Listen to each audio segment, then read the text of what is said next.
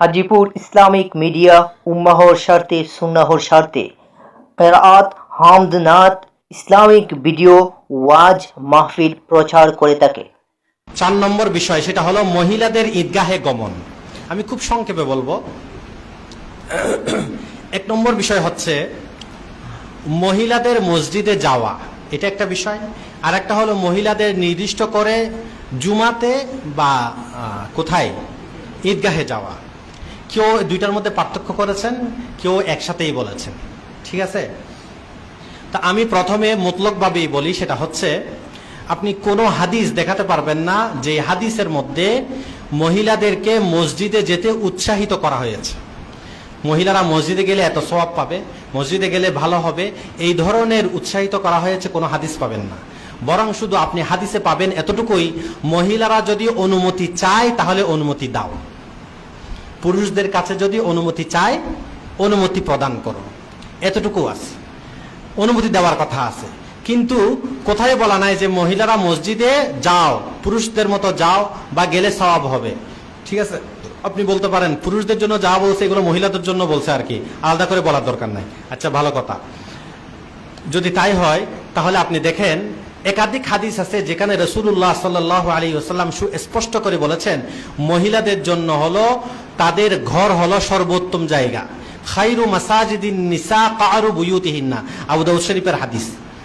খায়রু মাসাজিদিন নিসা কারু বুয়ুতিহিন্না, মহিলাদের যেই সবচেয়ে উত্তম মসজিদ হলো তাদের ঘরের মধ্যে একেবারে ভিতরের। আবু দাউদ শরীফের হাদিস, আব্দুল্লাহ ইবনে মাসউদ থেকে বর্ণিত। আরেক হাদিস আছে যেটা মুসনাদ আহমদ সহ অনেক হাদিসের কিতাব এসেছে, যেটার সনদ হাসান। হাফিজ ইবনে হাজার রাহিমাহুল্লাহ ফাতুল বারিতে বলেছেন লম্বা হাদিস, আমি সংক্ষেপে বলি।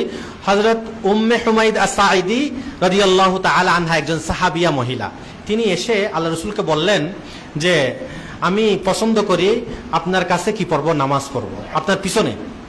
আমি মসজিদে নববীতে আপনার পিছনে নামাজ পড়াটা পছন্দ করতেছি, এটা আমার কাছে প্রিয় মনে হয়। তখন রাসূলুল্লাহ সাল্লাল্লাহু আলাইহি ওয়াসাল্লাম তাকে বললেন যে দেখো, তোমার যে ঘর আছে না, সেই ঘরের যেই বারান্দা আছে, আমি মফহুম বলতেছি, সেই তোমার বারান্দার মধ্যে নামাজ পড়া মসজিদের চেয়ে উত্তম, এবং সেই বারান্দার মধ্যে থেকে তোমার সামনের রুমে নামাজ পড়া আরো বেশি উত্তম, সামনের রুমের থেকে মাঝের রুমে নামাজ পড়া আরো বেশি উত্তম, মাঝের রুমের চেয়ে একেবারে ভিতরের রুমে গিয়ে নামাজ পড়া এটা তোমার জন্য আরো উত্তম। ওই কারু বুয়ুতিহিন্না, যত ভিতরে গভীরে যত এই পর্দার সহিত হবে এটা তোমার জন্য বেশি উত্তম। আমি মফহুম বললাম। এভাবে তিনি ওইখানের মধ্যে এটাও বলেছেন তোমার এলাকার মসজিদে নামাজ পড়া আমার এখানে মসজিদে নববীতে এসে নামাজ পড়ার চেয়ে উত্তম, এই হাদিসে এসেছে। তার মানে এখানে তাকে উৎসাহিত করা হয়েছে যে তুমি ঘরের মধ্যে থাকো, এটাই তোমার জন্য উত্তম। বুঝে আসছে?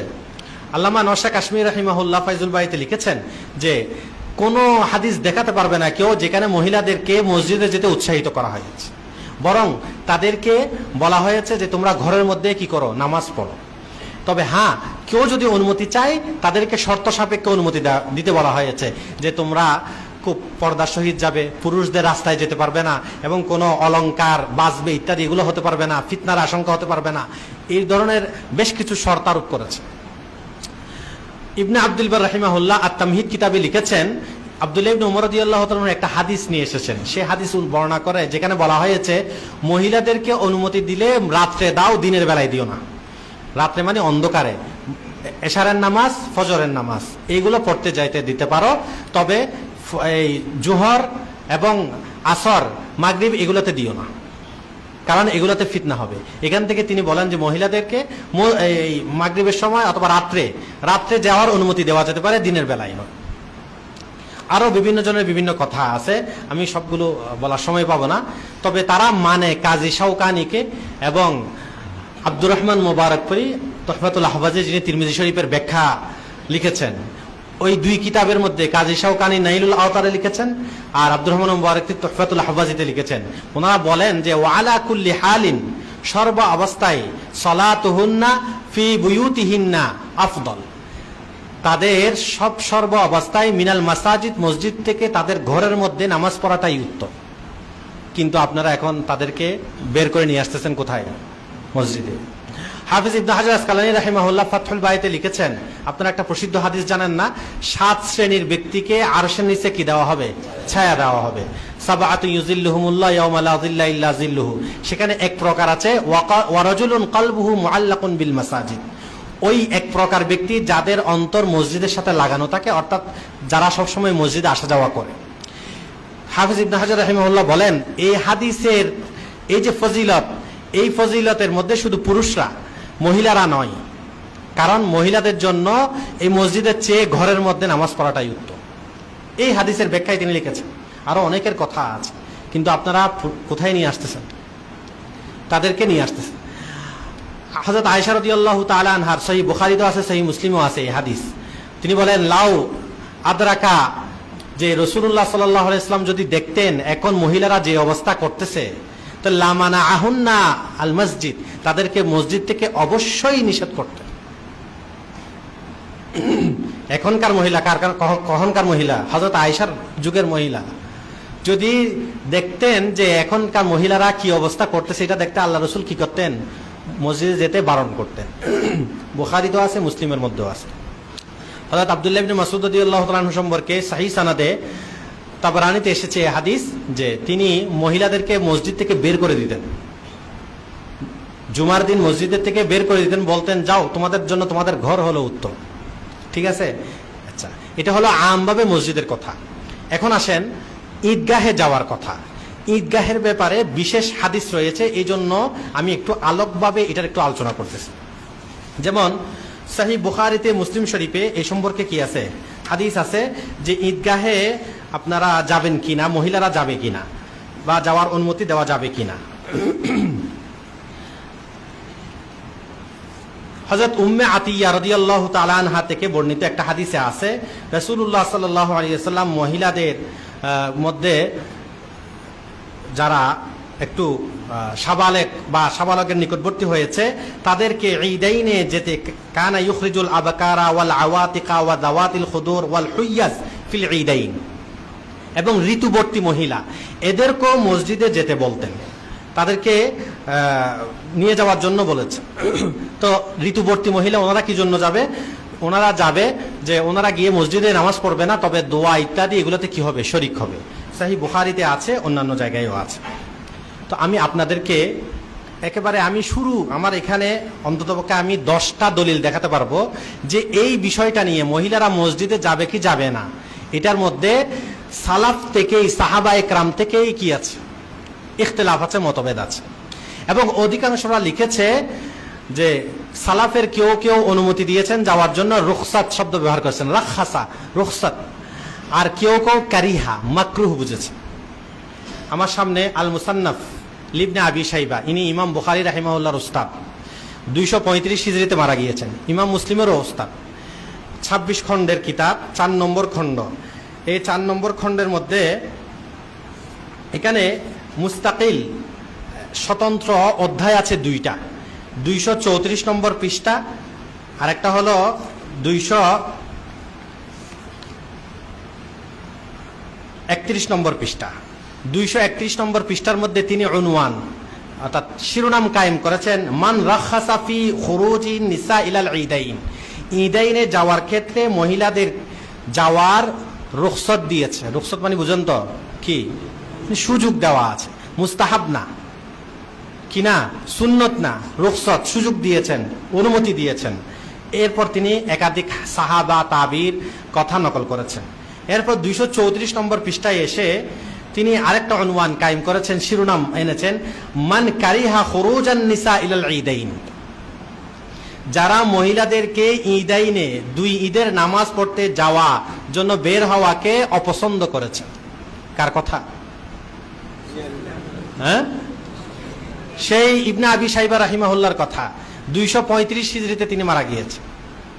বুঝে আসছে কথা?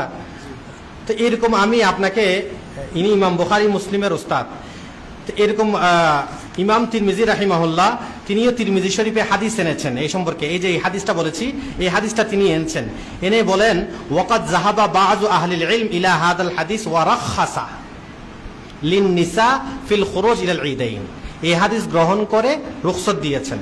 ওয়া কারিহাহু বাদুহুম, আবার কেউ কেউ এটাকে কি করেছেন, মাকরু বুঝেছেন। এটা তিরমিজি শরীফে আছে। এইভাবে আল আউসাত ইবনুল মুনজির, ইনি 319 হিজরিতে মারা গিয়েছেন। ওনার কিতাবের মধ্যে আছে ইখতালাফা আহলুল ইলম, আহলে ইলমের ইখতিলাফ আছে।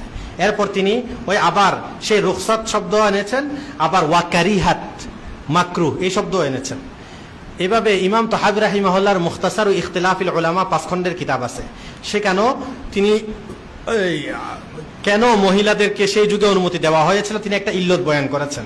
সেই কারণ হলো সেই যুগে মুসলমানদের সংখ্যা ছিল কম, তো পুরুষ মহিলা সবাই যদি ঈদগাহে যায় তাহলে কাফেররা যাতে দেখে ভয় পায় যে মুসলমানদের এত কম না, অনেক দেখি, এই সংখ্যা তাকসিরুল মুসলিমিন, এই তাকসির বোঝানোর জন্য এভাবে মহিলাদেরকে যাওয়ার জন্য বলেছিলেন। কারণ এখানে যেহেতু বলা আছে যে হায়েজা ঋতুবর্তী মহিলারাও যাবে, তো ওদের তো নামাজ নাই। তো এই যদিও এটার বিরুদ্ধে অন্য কেউ দ্বিমত পোষণ করেছেন, কিন্তু কি কারণ ছিল সেটা বলতেছে। ঠিক আছে, এই একটা কারণ অনেকে কি করেছেন বলেছেন, বা ইমাম তাহাবী রাহিমাহুল্লাহ বলেছেন। আবার অন্য কারণও বলেছেন, আরেকটা কারণ বলেছেন যে এটা সেই যুগে নতুন নতুন ওয়াহি আসতো আল্লাহ রসুলের উপর। তো আল্লাহ রসুল এগুলো বিভিন্ন বক্তব্যে ভাষণে জানিয়ে দিতেন যে নতুন ওয়াহিতে কি আসছে। তো মহিলারাও গেলে ওই ঈদের নামাজে তখন নতুন কোনো ওয়াহি থাকলে ওই বিধানটাও জেনে নিতে পারলো। এজন্য আল্লাহ রসুল যাওয়ার জন্য তাদেরকে রুখসত দিয়েছেন বা সুযোগ দিয়েছেন। বুঝে আসছে? এরপর দেখেন ইমাম বাগাবী রাহিমাহুল্লাহ, তিনি 516 হিজরিতে মারা গিয়েছেন। তিনিও উল্লেখ করেছেন ইখতালাফা আহলুল ইলম, এরপর ফারাখাসা ওয়া কারিহা, কেউ রুখসত দিয়েছেন, কেউ অপছন্দ করেছেন। এরপর আছেন এই কাজী ইয়াজ মালিক রাহিমাহুল্লাহ, 544 হিজরিতে মারা গিয়েছেন। ওনার কথা আগেও বলেছি, ইকমালুল মুআল্লিম। উনিও কি ওয়াকাদ ইখতালাফা সালাফ সালাফি খরুজিন নিসা লিল ঈদাইন, ঈদাইনের সালাফের ইখতিলাফ আছে, কেউ এরকম বলেছেন, কেউ এরকম বলেছেন। এখানে তিনি একাধিক কথা বলেছেন। ইবনে কুদামার কিতাব আছে, আরো অন্যান্যদের কথা আছে, আমি আর বলতেছি না। এরপর সর্বশেষ আল মৌসুআতুল ফিকহিয়া আল কুওয়েতিয়া, একটা 60 খণ্ডের না 45 খণ্ডের কিতাব আছে। এই কিতাবের মধ্যেও আছে রাহাবাল মালিকিয়া ওয়া শাফিঈয়া ওয়াল হানাবিলা ইলা কারাহাতি খুরুজিশ শাবাত ওয়া দাওয়াতিল জামাল লিসালাতিল ঈদাইন। মালিকি, শাফি, হাম্বলি, ওনাদের মতে যারা যুবতী মহিলা এবং সুন্দর মহিলা, তাদের জন্য ঈদাইনের নামাজ পড়তে যাওয়াটা মাকরু, লিমা যালিকা মিন খাউফিল ফিতনা, কারণ এখানে কি আছে, ফিতনা আছে। এরপর তিনি হানাফি মাযহাবের মধ্যে ইমাম আবু হানিফা রাহিমাহুল্লাহ, যেহেতু একাধিক মত আছে, অর্থাৎ তিনি মাগরিবের এশারের নামাজ আর ফজরের নামাজের ব্যাপারে যারা বৃদ্ধা মহিলা তাদের জন্য অনুমতি দিয়েছেন, আর অন্যদের জন্য কোনোভাবেই অনুমতি দেন নাই। রাত্রের নামাজেও না, দিনের নামাজেও না। যুবক যুবতী মহিলা যারা এবং সুন্দর মহিলা যারা, এদেরকে কোনোভাবে অনুমতি দেন নাই কোনো নামাজেই। শুধু মহিলা, আমি আপনাকে শুধু কিতাবুল আসার, ইমাম মুহাম্মদ রাহিমাহুল্লাহর কিতাব, এই কিতাবুল আসার থেকে আপনাকে আমি দেখাবো। আমি সবসময় বলবো আপনাদেরকে মূল কিতাব আমাদের যেগুলো ইমাম মুয়াত্তা, ইমাম মুহাম্মদ বিন রিওয়ায়াত ইমাম মুহাম্মদ, অথবা কিতাবুল আসার, এই জাতীয় যেগুলো মূল কিতাব, সেখানে যাওয়ার চেষ্টা করবেন। এখানে একটা বাব আছে, বাবু খুরুজিন নিসা ফিল ঈদাইন, 204 নম্বর হাদিস অধীনে ইমাম মুহাম্মদ রাহিমাহুল্লাহ বলেন, ক্বালা মুহাম্মদ লা ইউজিবুহুন্না খুরুজুহুন্না ফি যালিক, মহিলারা ঈদাইনে যাওয়াটা এটা আমাদের কাছে পছন্দ না, ইল্লাল আজুজ আল কাবীরা, তবে হ্যাঁ যারা বৃদ্ধা মহিলা, বড় বৃদ্ধা মহিলা, এরা যেতে পারবে। ওয়া হুয়া কওলু আবি হানিফা রাহিমাহুল্লাহ, এটা হলো ইমাম আবু হানিফা রাহিমাহুল্লাহর কওল। এগুলো আপনাদেরকে কেন বলতেছি, আপনি এখানে মাসাইলে কুরবানি ও আকিকা, এখানেও মহিলাদেরকে মসজিদে যাওয়ার কথা উনি কি করেছেন, উল্লেখ করেছেন। বুঝা আসছে? আমাদের যে হিদায়া কিতাব আছে, সেই কিতাবের মধ্যেও সুস্পষ্টভাবে আছে ওয়ায়ুকরাহু হুজুরুহুন্না ফিল মাসাজিদ, 126 নম্বর পৃষ্ঠা, 126 নম্বর পৃষ্ঠায় আছে ওয়ায়ুকরাহু লাহুন্না হুজুরুল জামাআত, মহিলাদের জন্য জামাতের নামাজে হাজির হওয়া মাকরু, ইয়ানি আশ-শাওয়াব, যারা যুবতী মহিলা তাদের জন্য, লিমা ফিহি মিন খাউফিল ফিতনা। এরপরে এসে বলছেন কামাফিল ঈদ, ঈদের ক্ষেত্রেও, জুমার ক্ষেত্রেও, ঈদের ক্ষেত্রেও, তবে হ্যাঁ যারা বয়স্কা মহিলা যাদের ফিতনার আশঙ্কা নাই তাদের ব্যাপারে কি দিয়েছে। কিন্তু এখন যে অবস্থা হয়েছে দেখা যাচ্ছে 60-70 বছরের মহিলাও দর্শনের শিকার হচ্ছে না। তো এখন বৃদ্ধা মহিলাকে বা ফিতনা নায়িকা বুঝাচ্ছে। এজন্য আল্লামা আইনি রহমতুল্লাহ আলাই উমদাতুল কাইতেও লিখেছেন এবং আল বিনায়ার মধ্যে হেদায়া সরাসি কেন লিখেছেন, তিনি স্পষ্ট করে বলেছেন, উনি বলেন যে এখনকার যুগে আমি বলবো এটা একেবারে এই হারাম, এখনকার যুগে যাওয়াটা কোনোভাবেই উচিত না মহিলাদের। কে বলেছেন? আল্লামা আইনি রহমতুল্লাহ আলাই, তিনি স্পষ্ট করে বলেছেন। এখন হলো মান আল মানউ মুতলাকান, মুতলকভাবে বৃদ্ধা মহিলা হোক এবং কি হোক জোয়ান মহিলা হোক সবার জন্যই মানা নিষেধ। এটা হলো ওনার যুগের কথা, উনি 855 হিজরিতে মারা গেছেন, আজ থেকে প্রায় 600 বছর আগে। বুঝে আসছে কথা? তাহলে আমি এই বিষয়টা এখানেই শেষ করলাম যে মহিলাদের জন্য যাওয়ার বিশেষ যেহেতু ফজিলত নাই, তাহলে আপনি কেন যাবেন? শুধু শুধু খামাখা তাদেরকে কেন কষ্ট দিবেন? এবং ওই যুগে যে কারণ ছিল সে কারণ এখন বাকি নেই, তাহলে কেমনে হবে? আচ্ছা যাও, বাধা কেন দেওয়া হবে?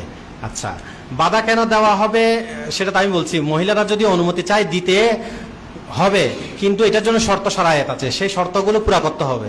এখন যদি এটাও আছে হাদিসে, কেউ যদি শর্ত শরায়েত পুরা না করে তাকে অনুমতি দেওয়া যাবে না, ঠিক আছে? এই জন্য শর্ত এখন পুরা করে না, আলাদা আলাদা জায়গা হওয়া দরকার, রাস্তা হওয়া দরকার। দেখা যাচ্ছে আলাদা আলাদা রাস্তা নেই, অথবা তাদেরকে যেই কারুকার্য বোরকা ইত্যাদি এগুলো না পড়া, তারপরে অলংকার ইত্যাদি এগুলো না পড়া এবং পরপর ফিতনা না থাকা। এখন তো ফিতনা দেখা যাচ্ছে, এই জন্য বাধা দিতে পারবে, সমস্যা কি?